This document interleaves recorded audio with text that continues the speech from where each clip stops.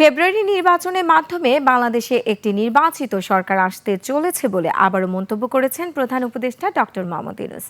New ইয়র্কে Asia সোসাইটির আলোচনায় এ কথা বলেন তিনি। এছাড়া যুক্তরাষ্ট্র বাংলাদেশ এক্সিকিউটিভ বিজনেস গোল টেবিলে প্রধান উপদেষ্টা মার্কিন ব্যবসায়ীদের বাংলাদেশে বিনিয়োগের আহ্বান জানান। মেহেদী হাসানের report. I am Ox. New ইয়র্কে এশিয়া সোসাইটির আলোচনায় অংশ নেন প্রধান উপদেষ্টা। শুরুতেই দারিদ্র্যের জন্য দরিদ্র জনগোষ্ঠীর বদলে বর্তমান অর্থনৈতিক কাঠামোকে দায়ী করেন তিনি। প্রশ্নোত্তরে প্রধান উপদেষ্টা বর্তমান বিশ্ব সংকট মোকাবেলায় জাতিসংঘ যথেষ্ট ভূমিকা রাখতে পারছে না বলে অভিযোগ করেন। বাংলাদেশ প্রসঙ্গের আলোচনায় প্রধান উপদেষ্টা তরুণ সমাজকে দেশে পরিবর্তন আনার জন্য ধন্যবাদ জানান। বলেন তাদের আকাঙ্ক্ষা অনুযায়ী নতুন বাংলাদেশ বিনির্মাণের কাজ চলছে। এজন্য সংস্কার, বিচার এবং সবশেষ নির্বাচনের মধ্য দিয়ে শেষ হবে এ প্রক্রিয়া। Closer to the election, and we have announced the date for the election. It's February, first half of February next year. So we'll have the election, so we'll have an elected government. সার্কের বিষয়ে আলোচনা করতে গিয়ে doctor Yunus অভিযোগ করেন, ভারত এ সংস্থার পুনরুজ্জীবন চায় না। বাংলাদেশের তরুণদের আনা পরিবর্তনকে গ্রহণ করতে না পেরে এখন গুজব ছড়াচ্ছে বলেও অভিযোগ তার। We have problems with India right now because they didn't like what the students have done.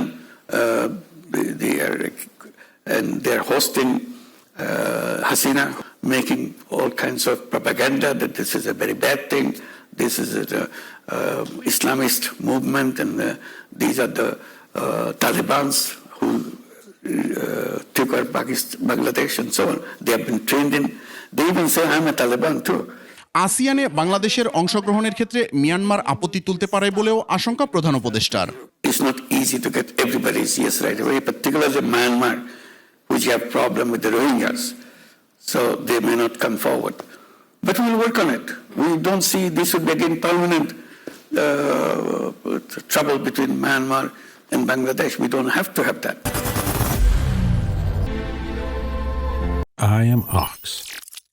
যুক্তরাষ্ট্র বাংলাদেশ এক্সিকিউটিভ বিজনেস গোল টেবিলের অপর আলোচনা সভায় প্রধান উপদেষ্টা বলেন, নির্বাচনের পর বাংলাদেশের নীতির ধারাবাহিকতা থাকবে, তাই নিঃসংকোচে বাংলাদেশে বিনিয়োগের আহ্বান মার্কিন ব্যবসায়ীদের। Invite the political parties who will be contesting the election by a government who has nothing to do with the political party, and invite them to come and join. And they responded very well, very warmly. শুধু বাংলাদেশ নয়, মার্কিন কোম্পানিগুলোকে গোটা দক্ষিণ এশিয়াকে target করে বিনিয়োগ পরিকল্পনারও আহ্বান প্রধান উপদেষ্টার।